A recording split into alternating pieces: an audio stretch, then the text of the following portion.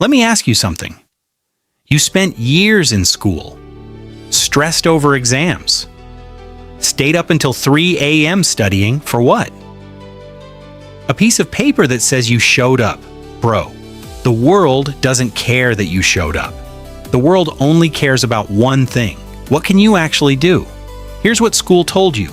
Get good grades, graduate, get a good job, live a good life. Simple, clean, safe. But here's what actually happens. You graduate, you send out 50 resumes, you get 3 interviews, you get 1 job offer. And that job pays you just enough to not quit. Because your diploma told them you can follow instructions. It didn't tell them you can think, build, solve real problems, create real value. And in 2026, following instructions is the one skill that's worth the least. So what actually matters? Not the diploma. The skills nobody taught you in school. How to communicate so people actually listen. How to sell an idea without sounding desperate. How to solve a problem nobody has given you a template for. How to keep going when there's no teacher giving you a deadline.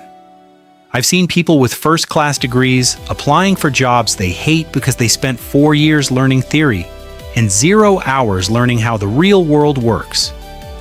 And I've seen people who never finished college building businesses that pay more in a month than a degree costs in total. Not because they were smarter, because they learned what actually moves the needle. I'm not saying don't get your diploma. If you need it, get it. If your career requires it, get it. But stop treating it like it's the finish line. It's not even the starting line.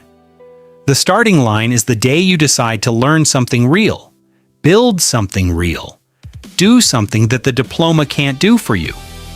Because when you're sitting in that interview room, they're not looking at your grades. They're looking at what you've built, what you've figured out on your own, what proof you have that you can actually do the job. Your diploma got you in the room. Your skills decide if you stay. So stop waiting for a piece of paper to save you.